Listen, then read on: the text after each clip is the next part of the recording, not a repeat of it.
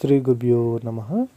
ఈ యొక్క మోహిని తిలకాన్ని మీరు మీ నుదిటిన ధరించినట్లయితే మీ వైపు మీ కళ్ళలో ఎవరైతే చూస్తారో మీ వైపు ఎవరైతే చూస్తారో వాళ్ళు ఎవరైనా సరే మీకు దాసోహం అవ్వాల్సింది. అటువంటి పవర్ఫుల్ గల ఒక మోహిని వశీకరణ తిలకం, అదేవిధంగా సింధూరం అన్నమాట. నేను ఈరోజు మీకు నేను తెలియజేస్తున్నాను. అయితే ఈ యొక్క తిలకాన్ని మీరు ఏ విధంగా ధరించాలి, ఎట్లా ధరించాలి అనే దాని గురించి మీకు నేను ఒక క్లారిటీగా తెలియజేసే ముందు ఎవరైనా సరే కొత్త వాళ్ళు ఈ వీడియో చూస్తూ ఉంటే మా ఛానల్ని సబ్స్క్రైబ్ చేయండి, లైక్ చేయండి, షేర్ చేయండి. మోహిని తిలకం అనేది చాలా పవర్ఫుల్ గల తిలకం అండి. ఎందుకంటే ఈ యొక్క మోహిని అవతారం అనేది మనకి ఎక్కడి నుంచి వచ్చిందో అందరికీ తెలుసు అన్నమాట.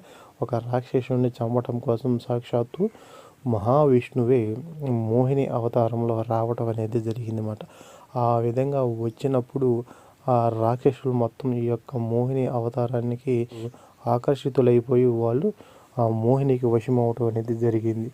ఆ విధంలో అనేక రకాలైన మోహిని రూపాలు మనకి రావటం జరిగింది. అదేవిధంగా మోహిని మంత్రాలు అనేవి రావటం జరిగింది అన్నమాట. నా వైపు ఆకర్షింపజేసేది మోహిని మాట. అటువంటి పవర్ఫుల్ గల ఈరోజు మీకు ఒక మోహిని వశీకరణ తిలకాన్ని ఈరోజు మీకు నేను తెలియజేస్తున్నాను. దీన్ని ఎవరైతే మీ నుదిటిన ధరించి మీరు నలుగురిలోకి వెళ్ళినప్పుడు మీ వైపు ఏ స్త్రీ అయితే పురుషుడైతే మీ వైపు చూస్తూ మాట్లాడుతుంటారో వాళ్ళకు తెలియకుండా వాళ్ళంతటా వాళ్ళు మీకు దాసోహం అవ్వటం అనేది జరిగిద్ది. ఇందులో ఎటువంటి అనుమానం సందేహం అయితే లేదు. చాలా పవర్ఫుల్ గల శక్తివంతమైన ఒక మోహిని వశీకరణ తిలకం అన్నమాట.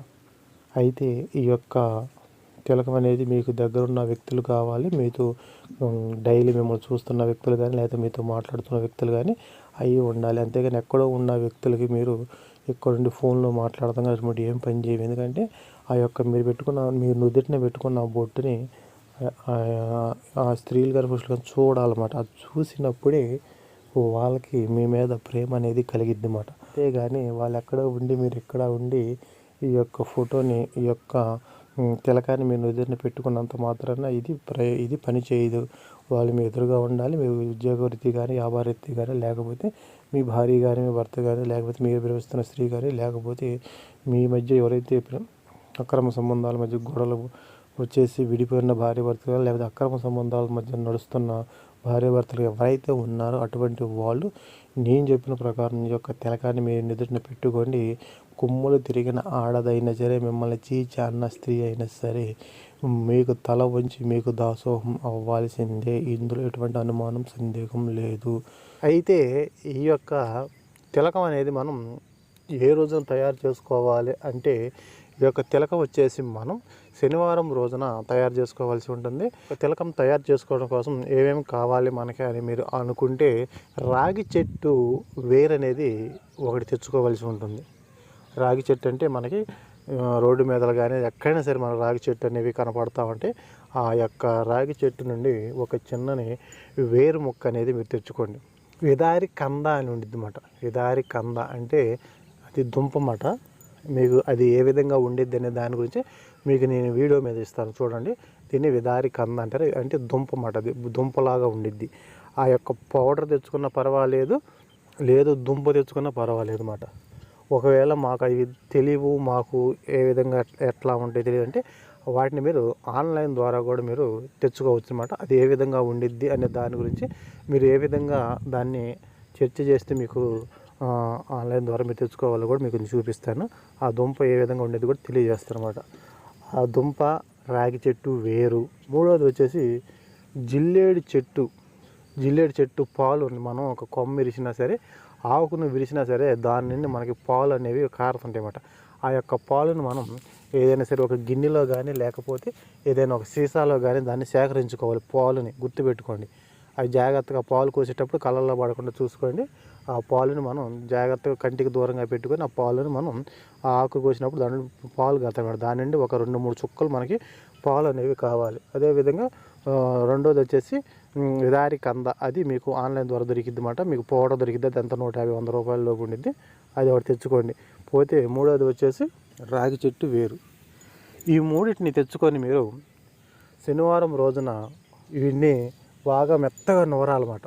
ఒక రోట్లో వేసి బాగా ఒక 2-3 గంటలు బాగా మెత్తగా నూరాలి. ఒకవేళ మీకు ఇదారికి అంత పౌడర్ వస్తే ఆ పౌడర్లో ఈ యొక్క జిల్లేడు చెట్టు ఆవు పాలను పోసి అదేవిధంగా రాగి చెట్టు వేరుని తెచ్చి మీరు రోట్లో వేసి దాన్ని బాగా మెత్తగా నూరండి. లేదా నేల మీద కానీ రోట్లో కానీ దాన్ని బాగా మెత్తగా నూరాలన్నమాట. మెత్తగా నూరాలి.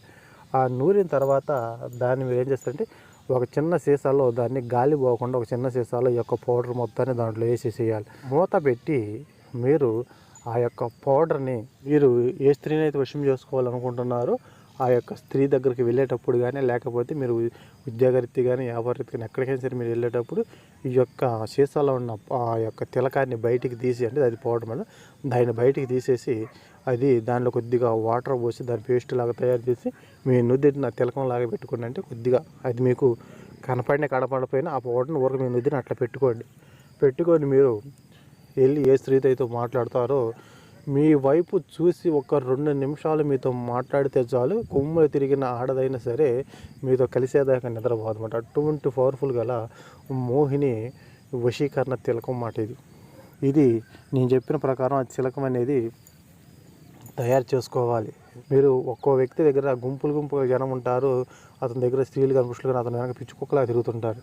ఎందుకు తిరుగుతుంటారంటే అతని దగ్గర మూలికల ద్వారా కానీ కొన్ని యంత్రాల ద్వారా కానీ నలుగురిలో పేరు తెచ్చుకోవడం కోసం కానీ లేదా నలుగురిలో మంచివాడు అనిపించుకోవడం కోసం కానీ మంత్రపూర్వకంగా కానీ యంత్రపూర్వకంగా కానీ వాళ్ళు ధరించి ఎదుటి వ్యక్తులను వాళ్ళ వైపు సర్వజన వశీకరణం చేసుకోవటం అనేది జరుగుతూ ఉంటుందన్నమాట.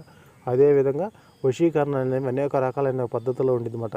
అయితే ఈరోజు మనం చెప్పేది ఏంటంటే మోహిని వశీకరణ తిలకమాట. నేను చెప్పిన ఈ 3 పదార్థాలు మీరు బాగా మెత్తగా నూరి దాన్ని మీరు పేస్ట్ లాగా తయారు చేసుకొని మీరు బయటికి వెళ్ళేటప్పుడు మీరు నుద్దిని బొట్టు పెట్టుకుని వెళ్ళండి. 2 నిమిషాలు చాలు ఏ స్త్రీ అని మీకు వశం అవడం 24 గల మోహిని వశీకరణ తిలకం మాట.